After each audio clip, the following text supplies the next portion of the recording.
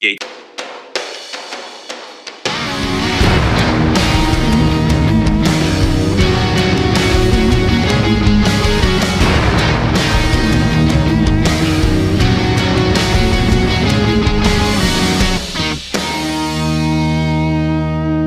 Hi guys, and welcome to another part of this episode of Boosted Rolls.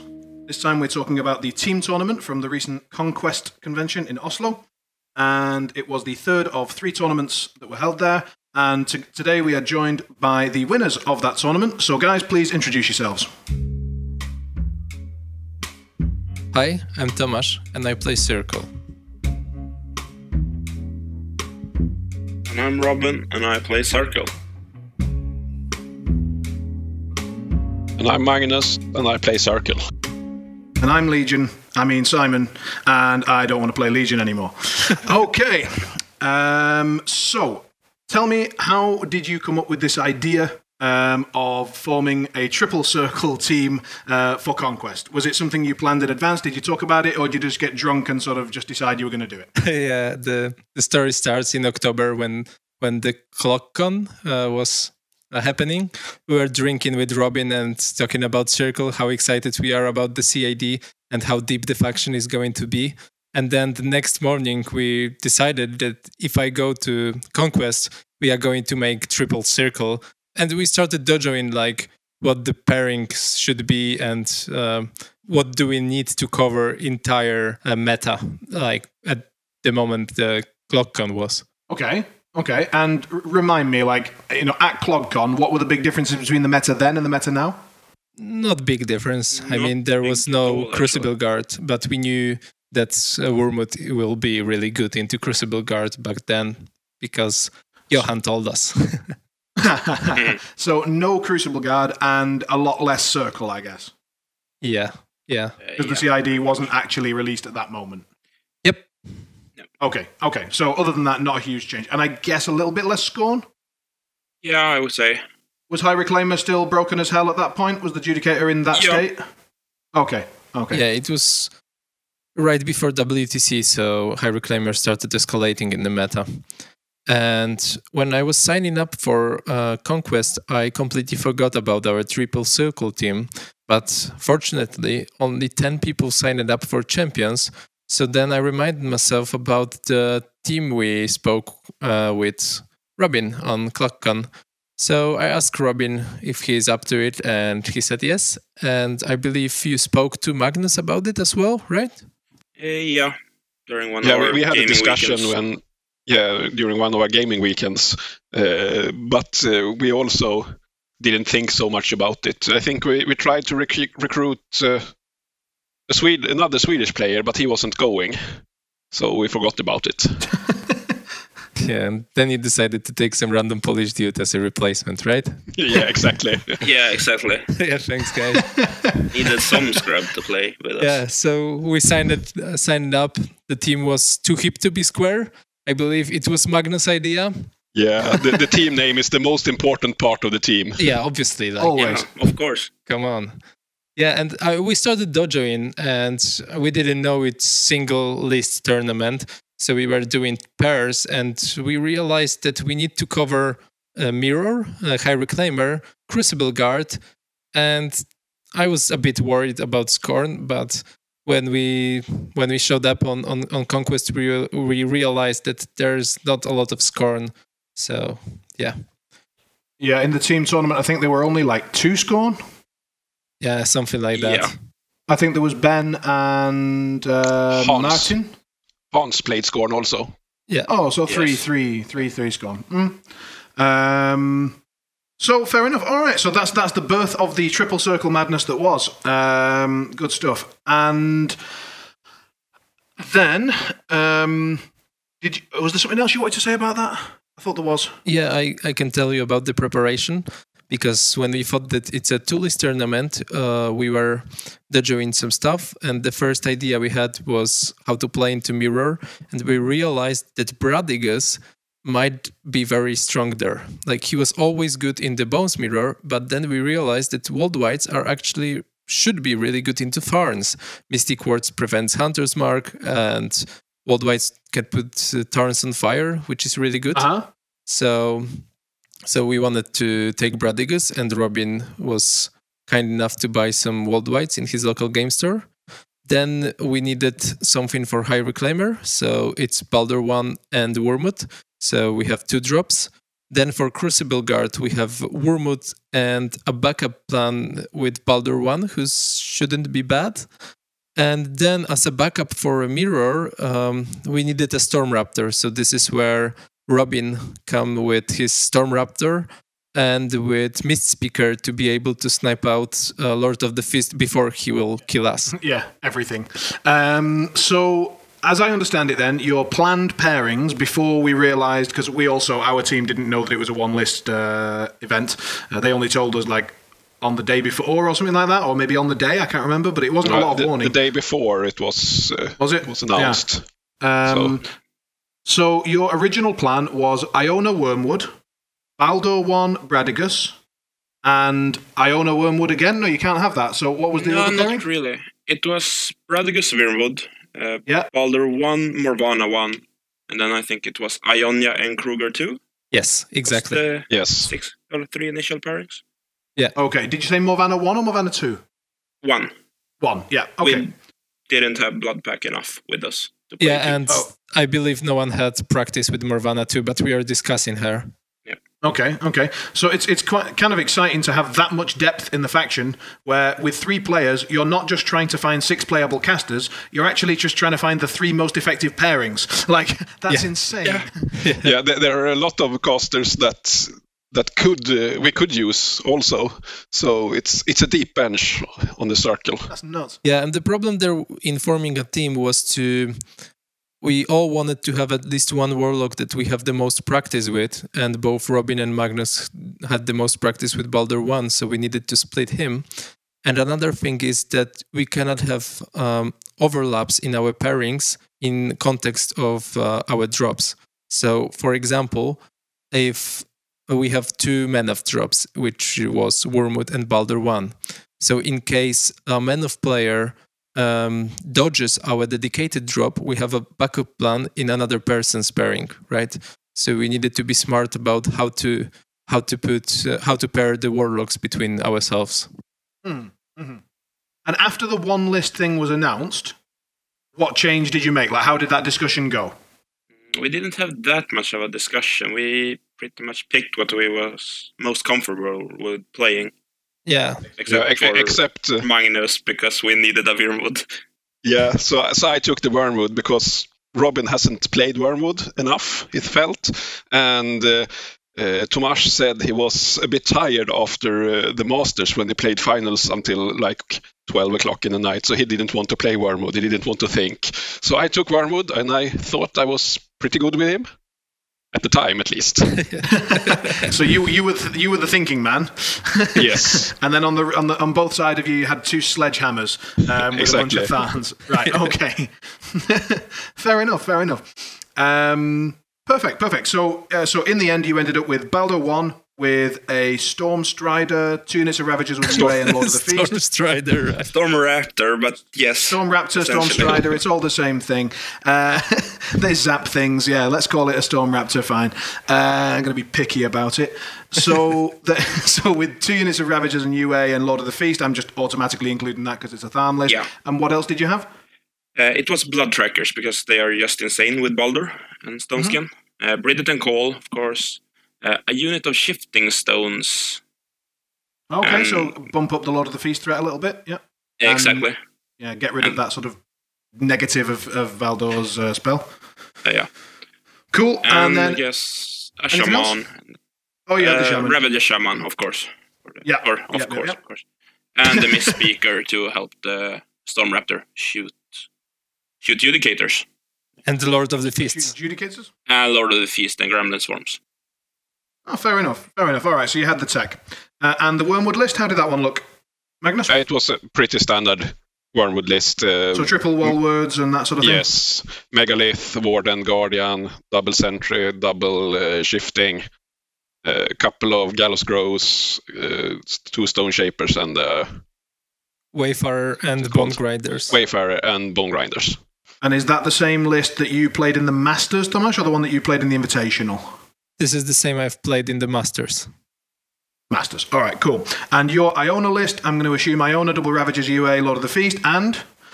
Bloodweavers, Bloodweaver Nightwitch, Lord of the Feast, Wolf Rider Champion, White Mane, Stalker, Feral, and Gallows Grove.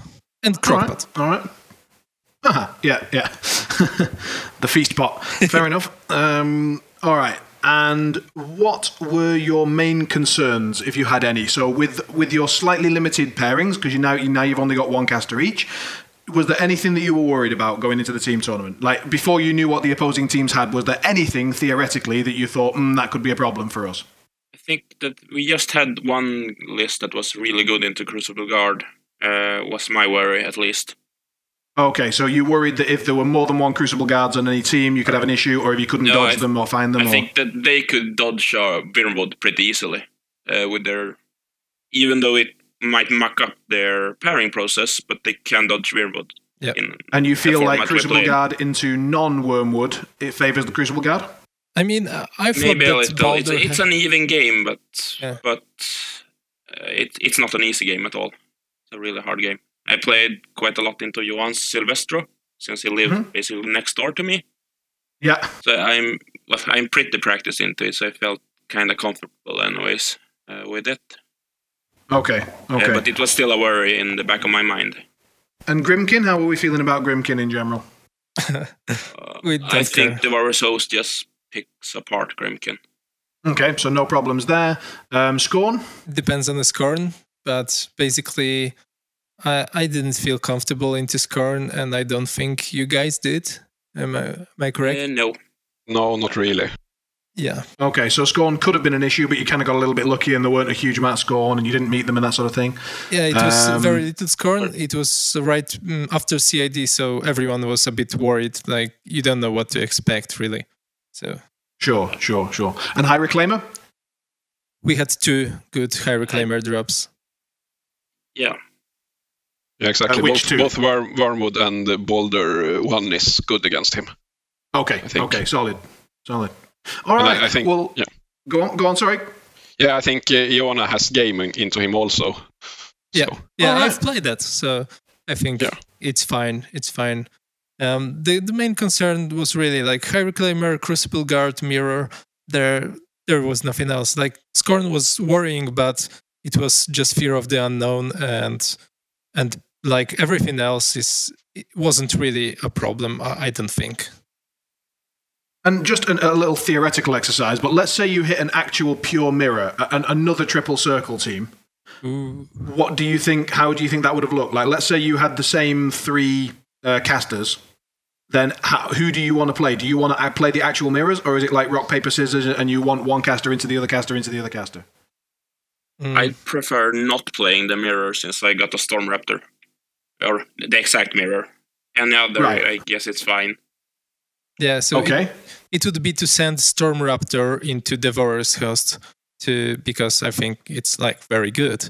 Then we want to send our Devourer's Host to like list like Wormwood, and then the third can be whatever. Like, just throw it under the bus. Yeah. Wormwood can play pretty good into a Storm Raptor. Yeah. So if you can, you maybe put your Wormwood into their Baldur. Maybe. It's hard. All right. Well, let's not waste too much time on theoretical games, and let's get on to the actual games. So, round 1. Tell me about your opposing team, what your sort of pairing thoughts were a little bit, and then let's get into some battle reports. So, maybe Magnus, tell us who were your opposing team. Yeah, in the first round I got to play against Signar, and he played Siege Chewing Gravedigger's theme with Trencher Long Gunners, Trencher Infantry, and the Blockhouse, and some solos. Okay. And Robin, who did you play against? I can't remember his name, but it was a Scorn player who played Morgul 1 Beast Brick. Okay. Just quickly, how was that list? Was it any good? Not into the Devourer's Host, no. Okay. It's pretty much the same case as Grimkin. You pick apart it. Okay. And Tomas, who was your opponent? My opponent was playing Krix, Scar-free, and I don't remember the second list. Okay, well, it was team tournament, so he didn't have one. Oh yeah, right. It was Scar-free. Cool. And what was the tactical? I mean, I'm assuming that you were the captain, Tomasz. Magnus Or did you was. kind of just? Yeah, I was the captain because I said not me last. The old method of choosing just whoever's the slowest to tell it's not them. Right. Brilliant. So Magnus, how did you come across? Like, how did you pick the tables there? Who did you put where and why?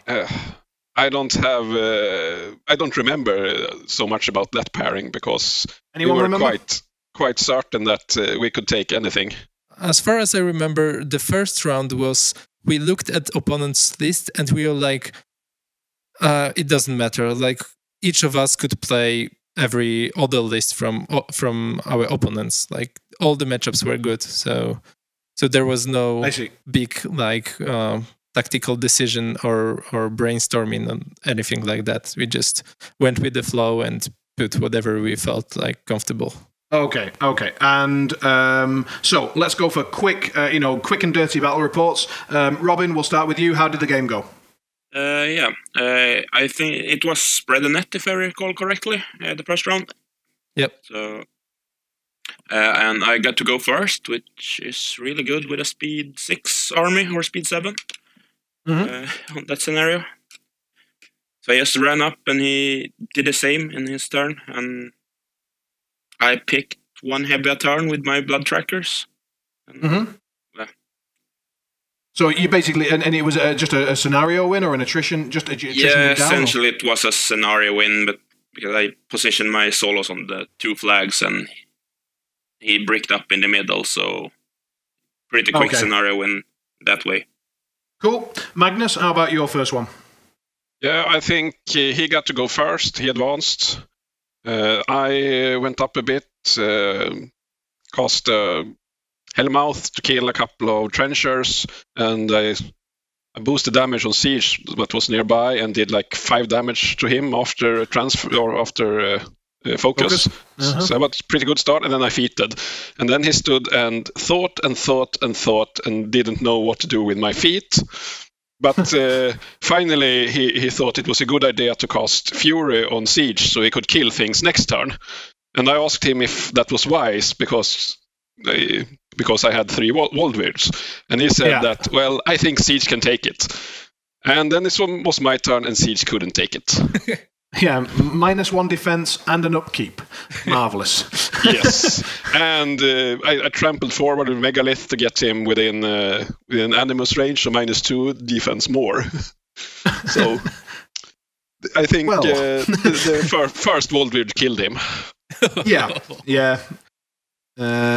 That's disappointing, but that's how that goes. And Tomasz, how was your game? So I was playing against Scar-free with Kraken, and it was a Bane theme.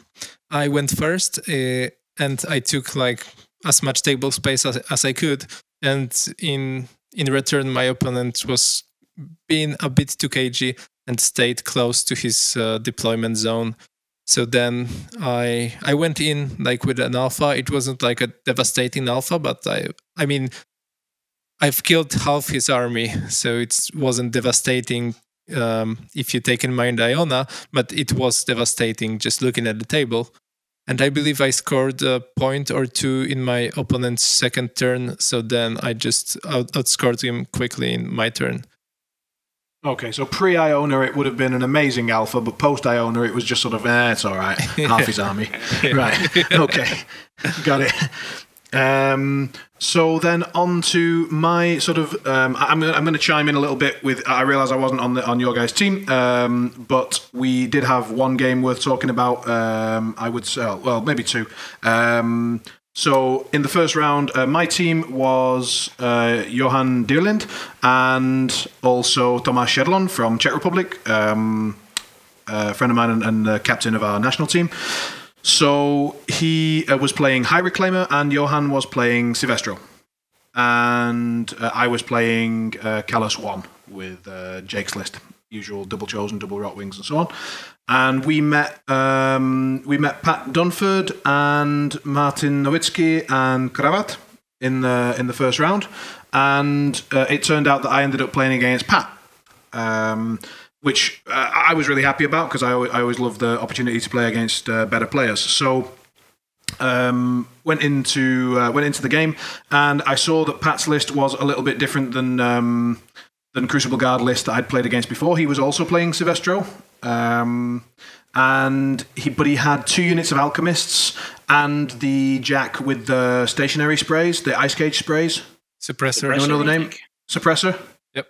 Yeah, I always get the names mixed up, so I thought I'd ask.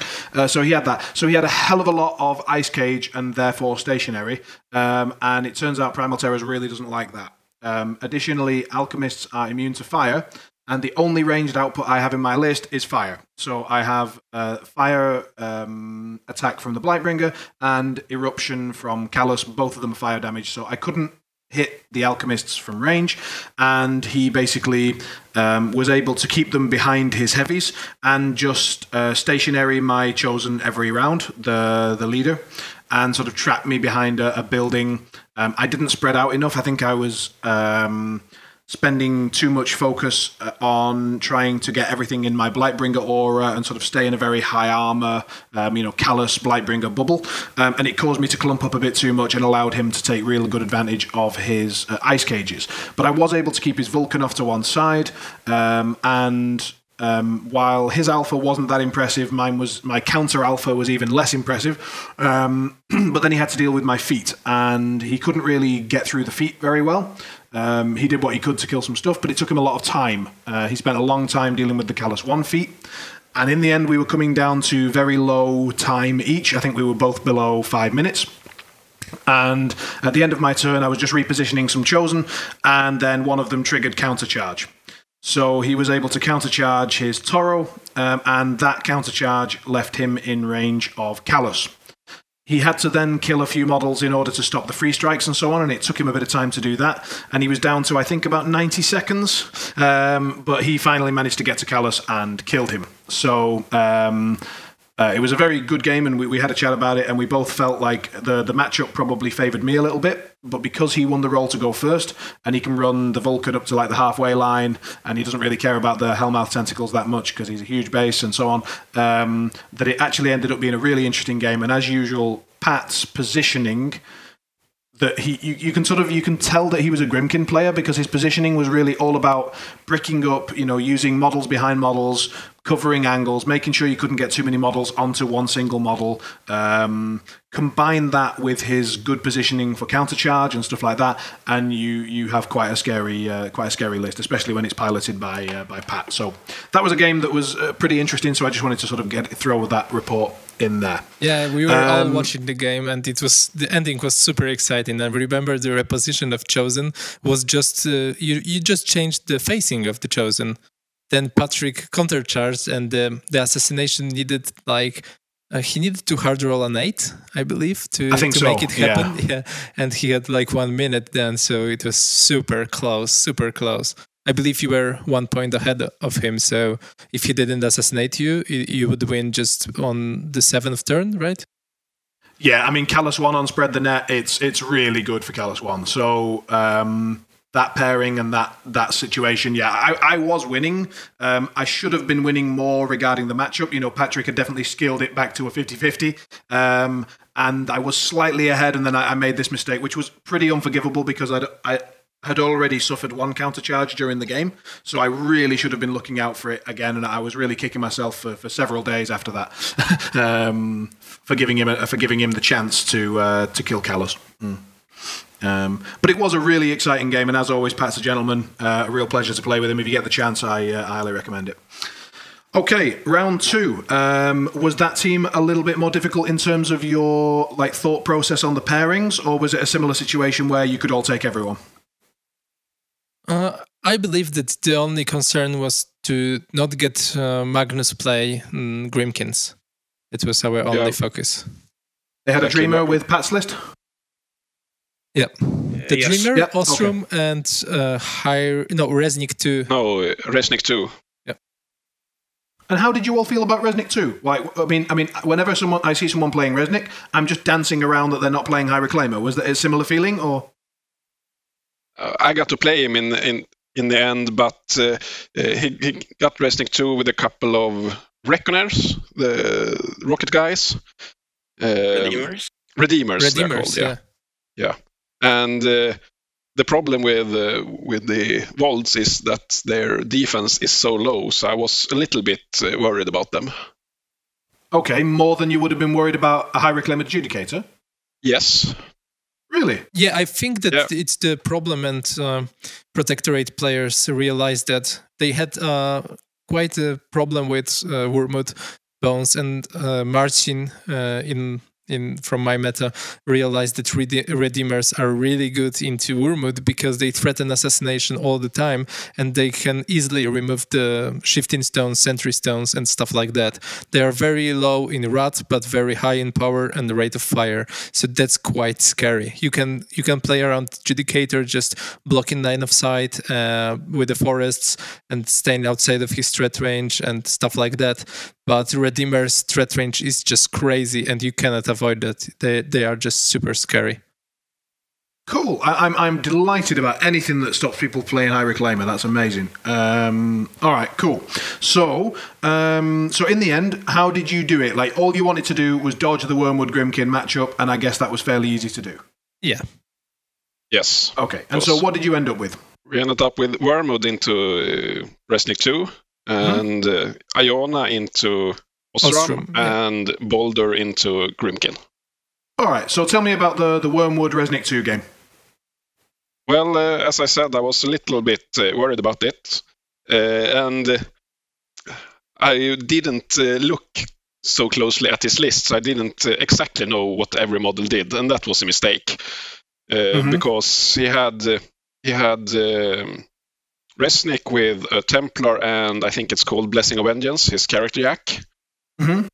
And he had Tristan with the Judicator, and Sevi 2 with 2 Sevi Zero, yeah, with 2 the real Redeemers. caster, yeah, or Reckoners, or what are you called? Redeemers. Okay. Redeemers, yeah. And he had a bit of support also. I don't remember which one went first, but I went up and defeated, and he didn't do much. And the next turn, I saw I could get 2 Weirds and World Guardian into the Judicator. And I thought, well, I probably won't kill it because he had a couple of shield guards. The Judicator had an upkeep on him, the +2 armor from Tristan. So I maybe don't kill it, but I do around 40-45 damage on him, at least. So I thought I'd go for that. I rolled low and did maybe 30-35 damage.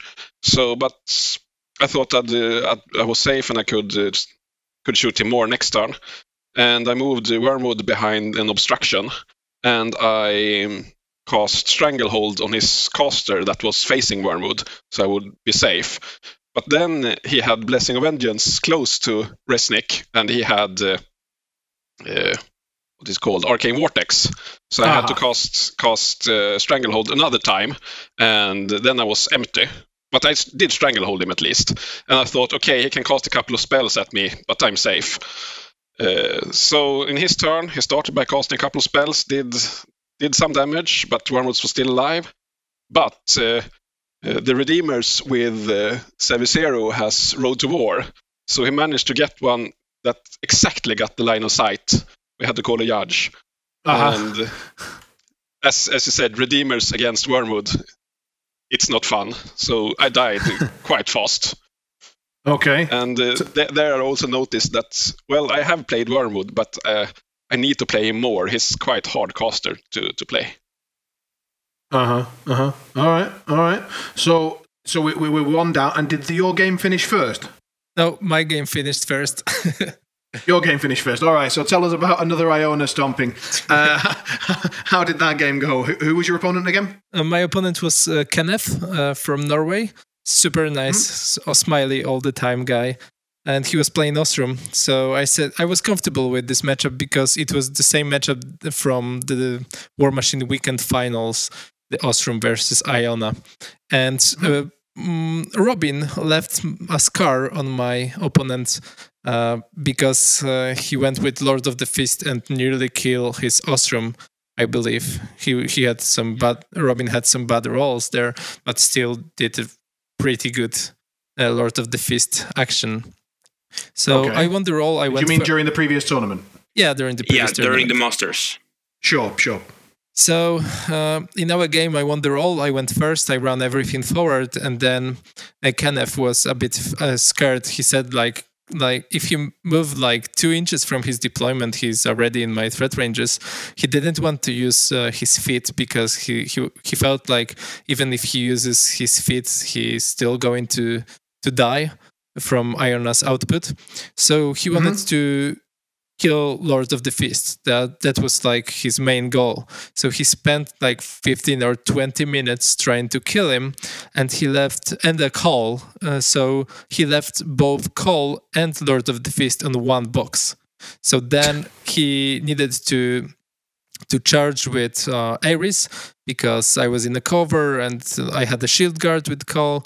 So he decided to charge with Ares, and Whitemane, as he usually was the hero of the day, countercharged Ares. I needed to hard roll a 8. I did, killed Ares, and he had no more attacks to put on Lord of the Fist. So in return, I've asked if his field gun or artillery is like very close to Ostrom and is like def 10. He said yes. So I went in with Lord of the Fist, throwed my crow on the artillery and killed Ostrom from behind.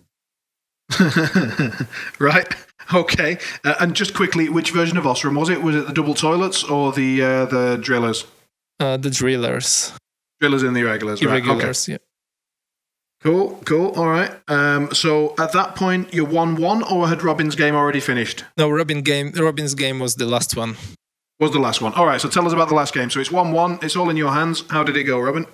Yeah, I played Lasse and his Dreamer Brick. Lasse, who I played also in the Masters the day before. And it went the same way. I got to go first, and second turn I make sure to pick off the rabbit to not trigger an unnecessary sacrifice.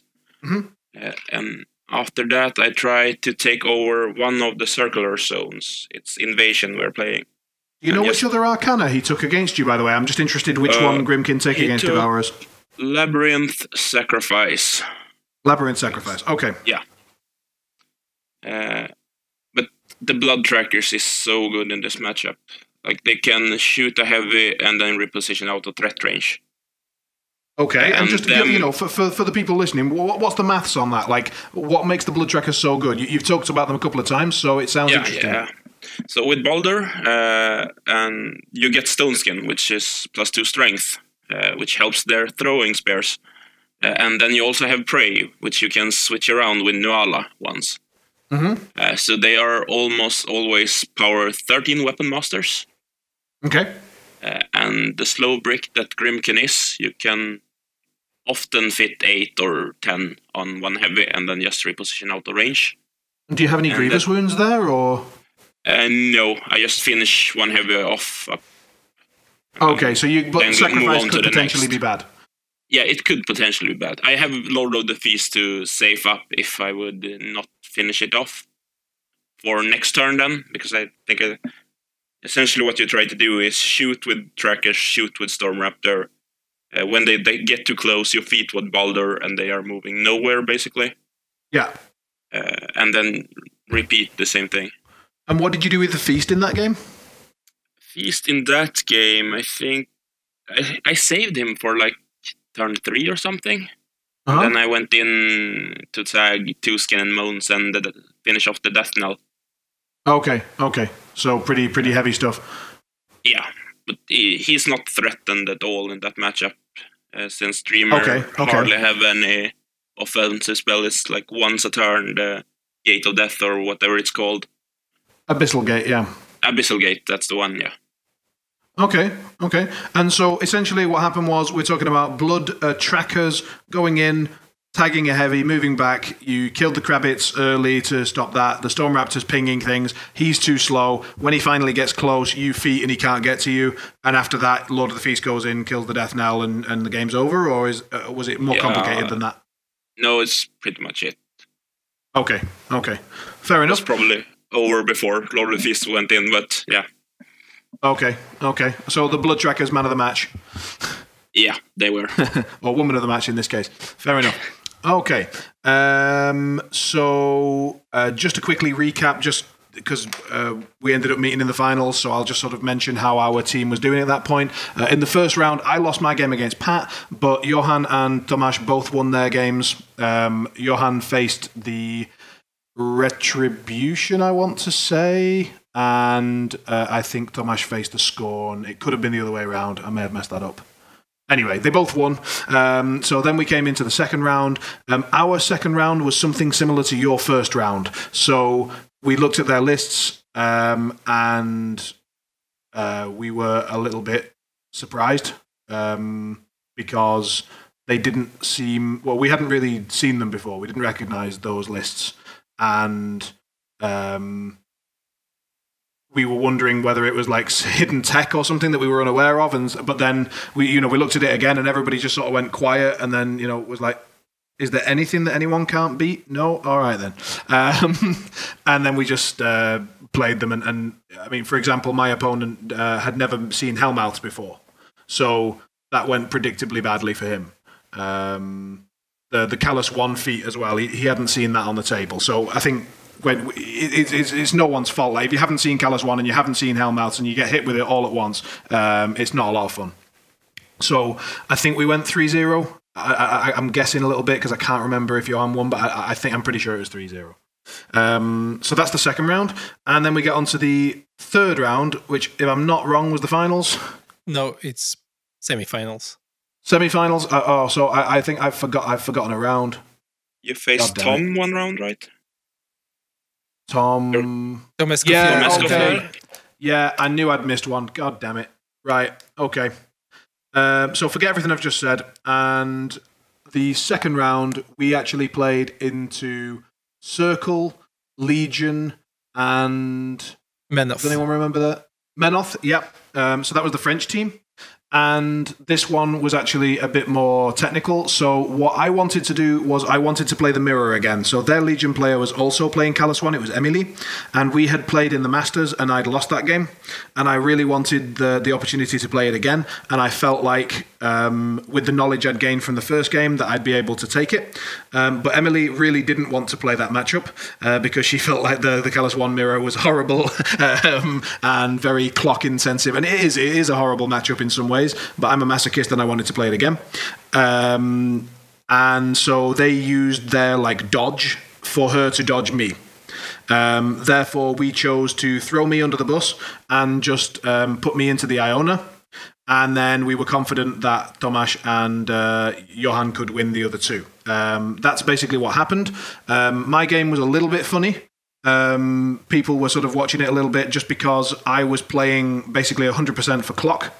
And just sort of offering him things, making him spend some time, going to turn 7. I feated on turn 6, which I think is the latest I've ever feated with Callus 1. I normally feat on turn 2.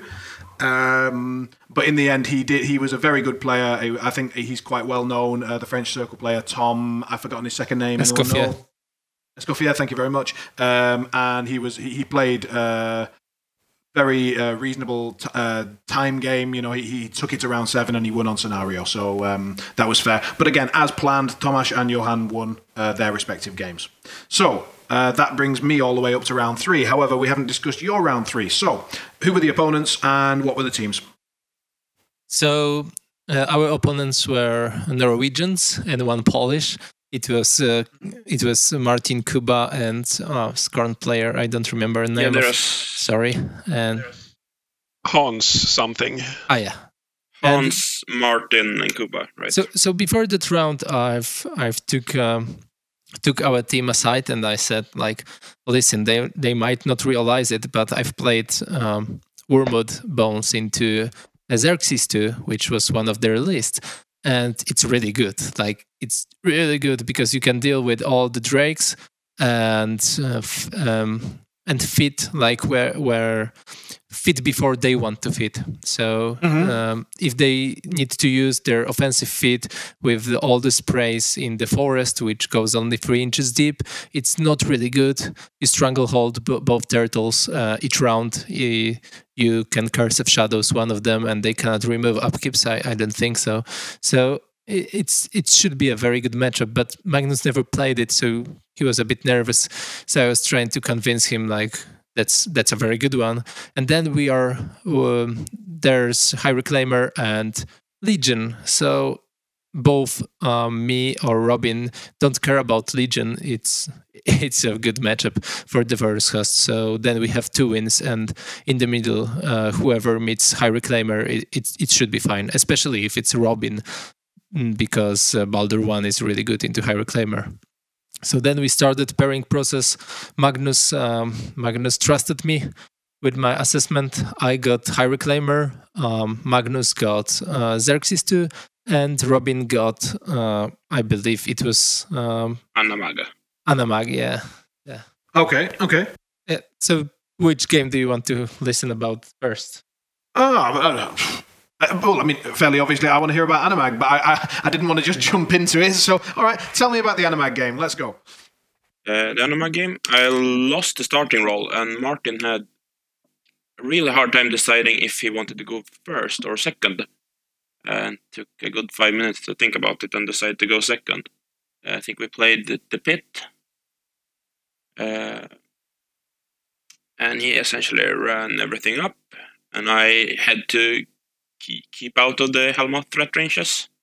He had a really nice forest to hide it behind in the middle zone. He had a really nice forest? Yeah. Blood trackers don't deal with forests. Ravagers does, but... Crimea River. It's an issue for the Storm Raptor as well. I refuse to hear the words, he had a really nice forest. Oh, God. Right, okay, so he had a very nice forest, yeah. Yes.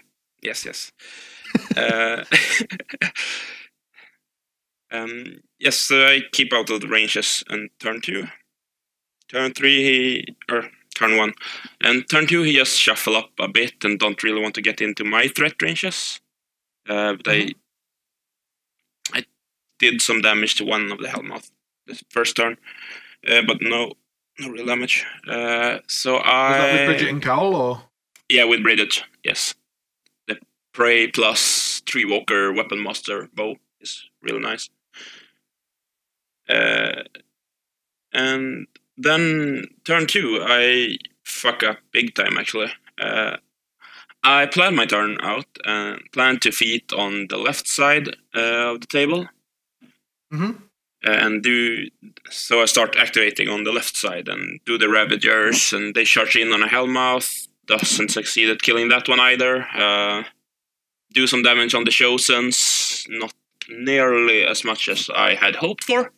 So I reevaluate my plan in the middle of my turn after committing on the left side, and decide I could leave it a bit and try doing the same thing on the right side.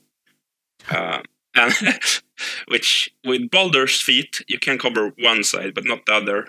12 is way too short of a control area to commit on both sides. But I essentially rolled pretty poorly on the right side as well. Okay. But I commit and feet on that side.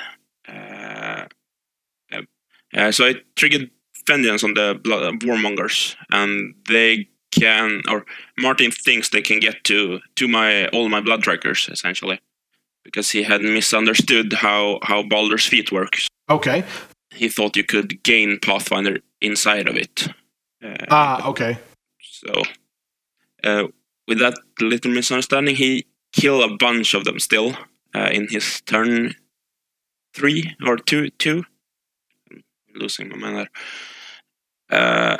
And I'm way down on attrition and down 2 points on scenario. And I noticed that Andemag is standing close to a forest and is inside of 14 of Baldur.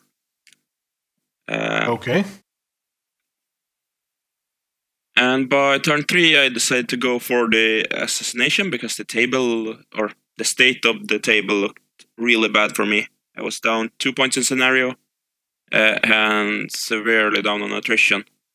Luckily, I could get quite a lot of things into Animag. If I killed the Hellmouth that were blocking line of sight to her, with my 7 trackers, 2 of them could shoot at her if they didn't succeed, or if the others did succeed at killing it. And then the Storm Raptor could move up and shoot her.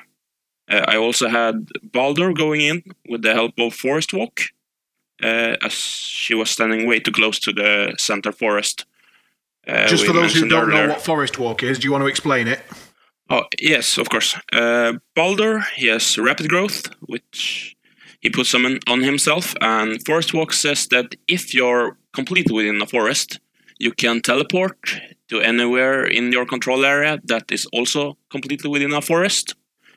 So essentially you teleport up to 12 inches, and then you get 2 inches melee reach on that. And so Animag was within 2 inches of a forest and within 14 inches of Baldur. Exactly. Okay. He's not the best beater, but he helped.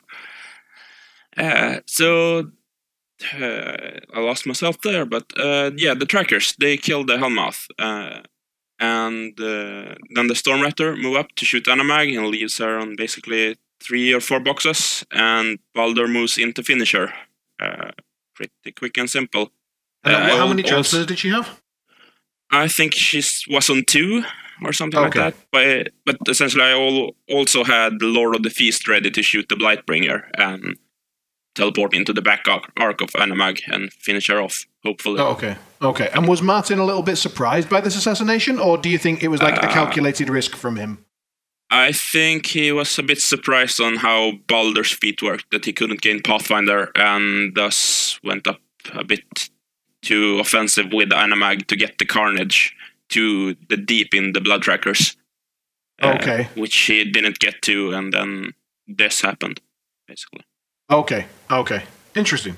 All right. Well, that was the game that I wanted to hear about, because I definitely respect Martin's Animag play. He's a different style of Legion player to me. I think of him as like a very aggressive player and really good at that style. So I always love to hear about and watch his games. So thanks for that. So maybe we'll go on to Magnus. Tell us about your game in the 3rd round. Yes, and I played against Hans that played Xerxes 2 with double turtle. 5 drakes, I think, 3 Krias, and 2, what's the flying things called? Archidons, yeah. And I went first, went up a bit, and he advanced really far with his turtles. So, because he suspected that they would be strangleholded all game, so he wanted them up there. And, I was going to stranglehold them. That was my plan, as Thomas had told me before I should do. So I started with Megalith, going up, casting Stranglehold on 1, and failing to damage it. But Wormwood had 10 Fury, so I had lots of Strangleholds left. And did little other things, shooting a bit with the Voldwyrds on what they could reach. And then I started with Wormwood to try and stranglehold him, and I missed the 2nd stranglehold, and I missed the 3rd stranglehold, but I got the 4th stranglehold, so one of them was strangleholded. My Warden could have strangleholded, but he was in the wrong position, so he couldn't reach, unfortunately. So I had 1 turtle stranglehold and 1 was not. I feated with Wormwood, but 1 turtle could get into a couple of heavies anyway, so that was bad. And because of this failure to stranglehold 1 turtle, I teleported Wormwood to a position so he couldn't reach him at least. But that meant that one of the sentry stones was outside of the forest, unfortunately. And the 2nd sentry stone moved up to block the turtle that could move. So I sacrificed that a bit. And then I switched turn, and it didn't feel so good. But luckily for me, he messed up a bit also, because he started moving the stranglehold turtle, shooting, just moving him, and placed him in the way of the turtle that could do something. Oh. So that turtle that was going in and kill a heavy only got to kill a sentry stone. Oh. But that's pretty good anyway to kill a sentry stone. It's And like you unfortunately, stranglehold both. Yeah. I should have strangleholded both, but dice happened. I mean, And then luckily he the did it for result you. was like the same. It was almost the same, but I lost both my sentry stones. Okay. Yeah. GG. And I was a little bit shaky after that, so the second turn I decided to go in and kill the turtles instead of strangleholding them, and that I did. 3 heavies into them with Curse of Shadows and Stone Strength, or what is called Earth's Power. Shapers. Earth's Power, yeah. So I killed them, but he killed 2 of my heavies back. When I went in and killed them, he had Ignite up on one of his flying beasts, and I thought my word would go in and shoot at the thing and probably kill it because of purgation. But the theme list has high progression on them, so he moved with the flying beasts forward into one of my heavies, so I had to shoot him in melee. But I thought, well, it's okay, defense 18 is not fun, but I still can hit him if I boost. And I shot, I think, all 3 weirds at him and didn't hit him once. I always hit my guardian that was in close combat instead. So that one was also left. So he killed a lot back, and then I tried to get back, but those sprays and the flying beasts went around and killing everything. It took some time, so before the game was over, at least, I knew what has happened in the other games. So... okay. So you were aware that they'd gone better. So essentially, your team finished 2-1 for that round? Yes, we did. Okay, but you did end up losing, and what was the final victory condition in that game? I think it was scenario. Okay, so he managed to grind you out sort of with some mistakes and some dice. Yeah, I ran out of models to contest with. Okay. All right, so then we already know the result, but Tomasz, tell us how it happened. So I was facing Kuba, so a friend that offered me a stay in his home during the weekend. Oh, yeah, Kuba, yeah, he's a great guy. Yeah, love him. Yeah, he is. So we are very excited to play against each other, especially that we had a WTC game that he got a matchup that was probably unwinnable or very bad, and he really wanted to have a revenge. So it was Iona into High Reclaimer, and I won the roll. I went first. I ran up forward, and then Kuba went in with Judicator, put Battle on it, and forgot about Phantasm on Ravagers. So his battle wasn't really effective. The blast damage was the deviations weren't where he wanted them to be, and I was outside of range for the spray. So he positioned his army, and then in return, because there was no passage on Judicator and High Reclaimer was in 3 inches with only 1 transfer, I went in with Lord of the Fist and Puppet Master. I've shot the Judicator. I teleported to close to High Reclaimer. I did my first damage onto High Reclaimer, which was really bad, and then I re-rolled it from Puppet Master. I rolled like 16 or something like that. So it left him on very few boxes, and Lord of the Fist just finished him off with the other attacks that he bought. So quick game. Okay. Another top of 2 with Lord of the Fist. Top of 2 with Lord of the Feast. That's got to be a team name at some point. Yeah. Some triple circle team with just Lord of the Feast everywhere. Yeah, we played this Grail. game out. We reversed everything just out, and Kuba wanted to play it out. Like he remembered about the Phantasm, yeah, right. And I grinded him out, left only High Reclaimer and like 1 core member, and had like a lot of models left. And he went with High Reclaimer, like Hail Mary Assassination, and he rolled like all the 6s and killed Diana. So, yeah. he got his revenge, but he got his revenge in the end. Yeah, but a little too late. Yeah. Okay. Cool. All right. So you won. So let's have a quick recap. Round 1, 3-0. Round 2, 2-1. Yep.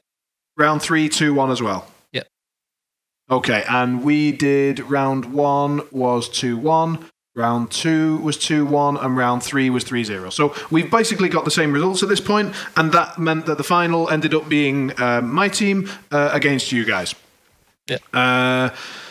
So what were your thoughts going into that pairing? And don't tell me Legion are bad; I'll just be more sad. Going in, we had, just a quick reminder, we had High Reclaimer, Silvestro, and Callous One. So what were you hoping to get, and what did you see on the tables, and what was your thought process? So it was obvious to us that Crucible Guard is going to dodge Wormwood. It was before the Invitational, and it was Silvestro, so it was obvious that there's very little chance into Wormwood, and it was Johan, so the guy that's spreading all the Wormwood sad stories about how it's just unbeatable. So we knew that basically whoever is going to be your dodge, it's going to be Johan. And we saw there was one table with Giant Forest in the middle.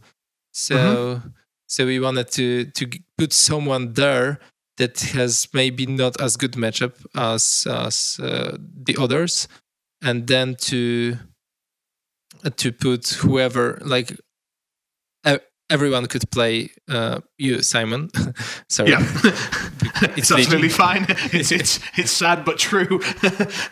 Yeah, so if we cannot put Wormwood onto a Crucible Guard, we want Wormwood onto High Reclaimer and Baldur 1 into Crucible Guard, because Robin had a lot of experience against Crucible Guard and against Johan. And we knew that Magnus won't get Crucible Guard. Okay. How about you, Simon? We went in with, all the problems, all the advantages that you just described were the problems that we were trying to solve. So we knew that Wormwood would beat Crucible Guard, and we knew that Wormwood was, fairly decent into High Reclaimer as well.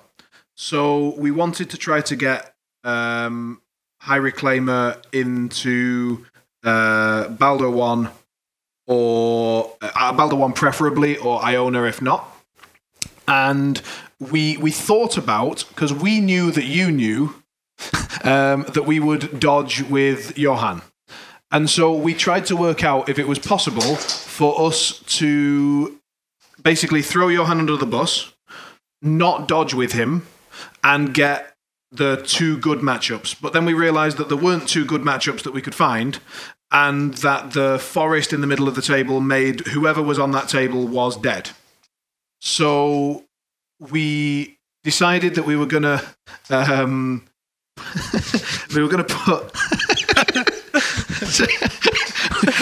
It gets good in a minute. So we worked out exactly like who we were going to put on which table, and that we were going to basically throw me under the bus, and then Johan took the wrong sheets and put them on the wrong tables. So we had a plan, and then Johan suddenly went, "Oh God, I put the wrong sheet down." And we thought he was like joking, that he was just kidding with us because we couldn't see the sheets. But then we saw his face, and it was pretty clear he wasn't joking. And he actually had put down the wrong sheet. Yeah, and it was funny because he picked it up and he wanted to check again before we put our, and he was like, "Oh no, it's fine," and he put it back. Yeah, he actually thought about it, checked it, and then put the wrong one back again. Yeah. So that really made me laugh, because the result was me playing Callous One against you playing Iona on a map with a massive forest in the middle. Not ideal. And then we had Magnus with his Wormwood against our High Reclaimer. Is that right? Yep. Yes. On the middle table, and Robin with Baldur against Johan with Crucible Guard. So let's go game by game. We'll finish with our game.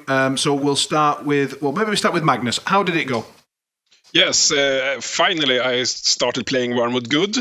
So in the first turn I started by almost wiping out his cavalry. He had the Harry Kramer list with double incinerators, 1 max, 1 min, unit of Avengers, the cavalry, some solos, Sevisero with the Dervish, and Harry Kramer with Judicator. Yeah. And the first turn, I don't remember if I went first or he went first, but he moved up a bit with his cavalry, and I killed one with the Waldbeards, and then I threw a Hellmouth on 3 of them, boosted damage on all 3, needed 13s to kill, and killed all 3, removed them from play. So that was a pretty good start. I thought I would kill 1 or maybe 2. Good start. All right. And then I feated, and he didn't do so much. And this was on Recon 2, I believe, with two square zones. And so the flank with the cavalry was quite weakened, so I took that flank, and he had the Judicator on the other flank. And we moved around and scored points, and it was going pretty well for me. In the end, he only had like the Judicator and some solo left. Like Roven and Sevisero, I think. And I had a lot more, but I was running low on time. And this was like turn 6, I think. I had 30 seconds left. And we were even on points, but I have a better position. And I was needing to get something into his zone or kill his objective or do something, and I was so hung up on moving something into his zone and I couldn't get any idea what I was going to move in.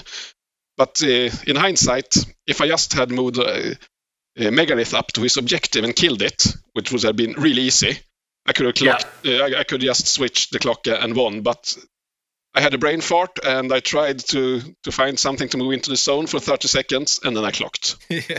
So, Wormwood. That's a long 30 seconds. We all know those final 30 seconds, they feel like hell. We are all watching this game, and it looks like it's over, like Magnus won, and then like, what the fuck happened? Yeah, but fortunately, the result from the both other games were in, so I was pretty lucky. You were okay. Yeah. It was funny.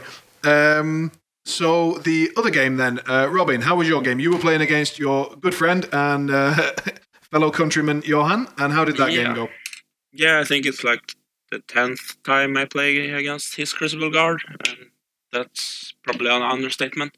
But essentially he won the starting role, got to go first, run his Vulcan up those 18 or 16 inches, and did the same with the Battle Engine. Only problem is I could get Lord of the Feast with Stone Skin on the Battle Engine, a couple of trackers, as well as Bridget and the Storm Raptor, and they killed it, bottom of 1. And only cost was Lord of the Feast, basically, which is okay in that matchup because he doesn't have that many great targets, except Silvestro, of course. Lord of the Feast for Battle Engine sounds about right. I'd like to just state how upset I was that you just said, yeah, Lord of the Feast for a Battle Engine it's okay. Like it's you know, and there was no argument from anyone else. Like the other circle players are just nodding along. Yeah, that's not bad. That's all right. And fuck off. All right, I've got that out of my system. Carry on. How was the rest of the game? Yeah. By doing this, I have put Baldur quite far forward, so I have to port him back with the shifting stones to not get assassinated then. So I'm a bit far back on the table with my immune to blast damage and the solid ground there. So he can blast away at the trackers that's on the front line and at the Ravager as well, but in his turn he rolls really poorly with the Deviation, and I don't think he kills a single model with the Vulcan. Oh, wow. Yeah. But did he trigger Vengeance? No. Oh, not even that. Either. No, that would have been horrible for him. But then I can reclaim some board position and hit with Baldur the next turn. And then even though he has flyers and the Vulcan can move 4 inches and then spray, he get to kill a bit of things, but no essential real damage. And his Vulcan is now in threat range of the Stormraptor. The charge range of the Stormraptor, that is. And with the help of some Ravagers, I managed to kill that as well. What's the dice math on that? Is it good? Yeah, it is. I think it was a couple of Ravagers and the Stormraptor in melee, and it should go down to that. And Stone Skin is on Stormraptor? On Stormraptor, yes. Yeah. So you were in range to get it even with the Stone Skin?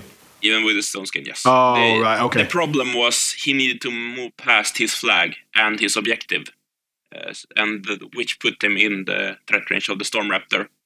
A typical problem of Recon 2 and huge bases. It is, yes. Having played that with triple huge bases, that's a huge issue. I hope that pun was intended. It was not, but it was right. Yeah. Vulcan goes down that turn to the Stormraptor, and then there's just some Steelheads left and some Rocketmans, and Stormraptor pulls into Steelheads is quite effective. It turns out. Yeah. Does it just kill them all flat, or is it? Do they? Yeah, they had used a mini feat stuff, and I think he did strength to kill off some Ravagers and hopefully kill the Stormraptor, which he didn't do. So, what was the win condition in the end? It was a scenario win. Okay. So that took us to, well, technically that wasn't the order of the games that were played, but you can see now it was 1-1. And so Tomáš, tell me, how are you feeling going into our game? So going in game with you, obviously you are a very good player, so I need to watch out. But to be honest, there's a giant forest in the middle, so I was as relaxed as I could be. I must admit that I was also remarkably chill, because I was just like, well, this is over. It's like, our team plan for that particular thing was like, whoop, whoop, here comes the bus. And, I was just jumping in front of it. So my game plan going in was, I thought, well, okay, there's a big forest. It's Iona. This isn't a great matchup. It's a horrible, horrible table. You're probably the best circle in the world, playing a very, very good list.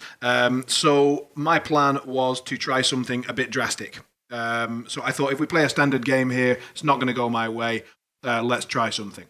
So I set up with the Blightbringer I decided I was going to spend most of his activations using Withering Ash, so -2 to defense and no tough, and that I was going to purposefully trigger Vengeance on one of your units and try to buff up one unit of Hellmouths, kill 2 Ravagers, maybe shoot in with the Blightbringer aura, maybe try to deal some damage that way, and basically sort of start chipping down very aggressively on one unit of Ravagers.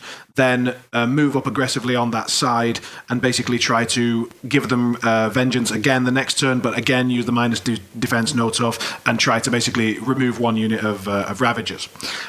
Similar to your previous opponent, that didn't work quite so well because I didn't notice you putting Phantasm on that unit of Ravagers, and so the Blightbringer wasn't able to hit directly, and the deviation wasn't great. So sorry, I had a plan going into this game. Go for it. So what was your plan? Yeah, do it. Yeah, so I was watching the game. You were playing Tom Escoffier, and Tom, being as a good player as he is, I couldn't understand why it's taken so long. I'm like, you can just go in bottom of 2 or top of 2 and start fighting, even if your alpha isn't that great. Eventually, you'll win the game with Iona. Yeah. So my plan was just to get over with it as soon as possible, not to be cagey, not to try a long game and stay out of threat and those things. I just go in and YOLO. Well, I knew that you'd watched my previous game and that you knew exactly what I was doing. Like, it was clear. And I knew that wasn't going to work. So I decided to go a bit more drastic. It should be noted that my current drop into Circle was the list that I couldn't play because we were only allowed to play one list. So I would like I was the only person on our team that cared.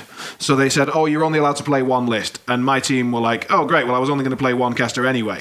So he was only going to play Silvestro, he was only going to play High Reclaimer. So there was only me that was sitting there going, well, fuck. My answer to Kador and Circle and Menoth just went away, which is my Callus 2 list.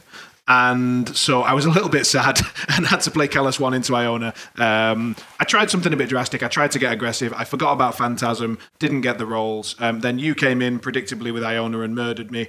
I remember saying something like, right, we're going to need some beautiful dice here. And I remember you were trying to do the maths on something that you were like, yeah, but you're gonna need to roll like 13, like 4 times. I'm like, yep, beautiful dice. Here we go. And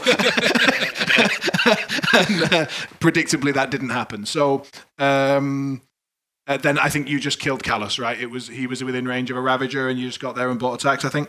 Yeah, I had 2 Ravagers, I believe, in the range of Callus, and like when I started the turn, I was like, all right, I can think about my plan and maybe do something, but maybe I'll just go in with those Ravagers, and if I don't kill Callus, then I will start to actually think about my plan.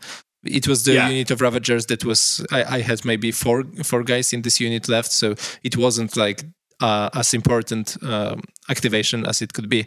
So I was like, yeah, let's just try it, and if he survives, then I'll just think about my turn, but he didn't survive that.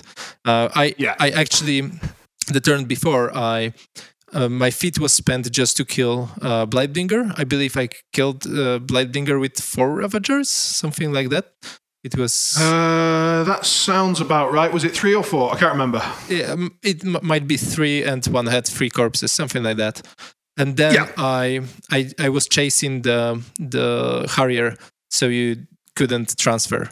Yeah, so the turn when I killed Callus, I spent my vengeance to finish off the Harrier, and then I went in on Callus. He couldn't transfer, so I just need to hit his defense. I boosted both attacks to hit and murdered him. Yeah, that was the end of that. I mean, Callus, like my situation on the turn before he died, my situation was so bad that Callus needed to kill some stuff himself. Like he needed to get some work done with Flashing Blade. And didn't. So, but again, beautiful dice were needed for that to work. I must thank you, because I didn't know he has Flashing Blade. I never seen him in action doing any work. Generally, you try and avoid that. Like, Callus very, very rarely dies, to be honest. But in this case, he was needed, and he had to get in there, and not on his feet turn either. So it was not pretty. So in the end, it finished 2-1, and you guys won the team tournament. So that was impressive, and congratulations. Thank you. What were your feeling like? In our show notes, we just have "Circle broken, bye bye" as the finishing note for this episode. Is that true? Like, what did you feel? Did you feel that Circle were a little bit over the over the curve? What do people say? I've forgotten. I think Lord of the Feast is definitely over the curve, but I think it's a bit like when Grimkin was new. That is the new thing in the block, and people are not used to playing against it. Mm-hmm. I think that's the main part, at least. But Ravagers are pretty good in themselves. Like, they have no really bad target. They can go into infantry swarms, or they can crack armor with boosted POW 15. Or 18. And does anyone know why they've got 6? Like, is it something to do with fluff? Like, why are they the only medium-based unit that I know about that has 6-man base? No clue. They are more expensive than the other ones. They're 15 plus 5, aren't they? They are? Yeah. Yes. Yeah. So you pay extra, and so they're the same as War Spears. And their design is like they are a bit more squishy. They are...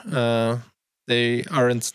They rely on their defense, so they die from blast damage and stuff like that easier. Okay, and we think that seeing through forest is okay. Oh yeah, definitely okay. Yeah, I think it's very thematically appealing. It's a very cool ability, and yeah, it matches the army. I think the only problem might be that if you get a giant forest somewhere on the table, it swings your matchup. Like you get like 20% more chance to win. Yeah, and if there's no forest, you play normal stat game. So, yeah, but I think what makes Ravagers strong is the change to the Finforce, that they get 1 corpse each. Okay. And do you think that reverting that change would be a good idea, or do you think that would make them too weak? I think that would make Deathwolves auto-include again, which was really boring. So. Okay. Fair. And how about Magnus? What are your thoughts on Circle at the moment? Circle is really, really strong. That didn't show in my Wormwood games, though. But I played 5 games with Boulder 1, Devour's host, during the weekend. I won all of them.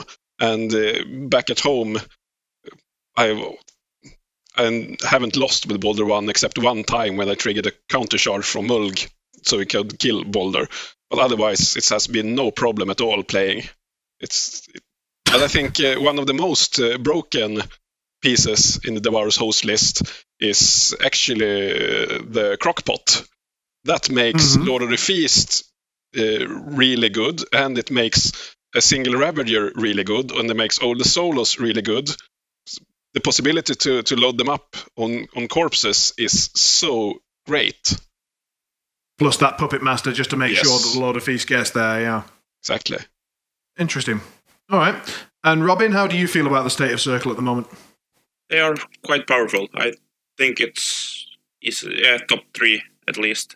They are probably with Scorn and Menoth on the top of the hill right now, I think. The Crucible Guard do have a spot there, so it might be a top 4 that is pretty even. The big thing is, I think Circle has a number of choices in their pair. Menoth have High Reclaimer, basically. Yeah. And Crucible Guard, I think Sylvester is superior, even though a lot of people talk about Baldwin. And people are starting to talk about McKay as well, so I think they've got a little bit of choice. Yeah. Yeah, it'd be fun to explore more than just Sylvester. All right, cool. Well, just before we go, guys, we've got one little public service announcement, which is that's a first for us. But the organisers, after we did the first episode, they got in touch with us and just asked us to pass along a little bit of information for people that attended or who are interested in attending next year. So it's a little thing about Norwegian drinking law, basically.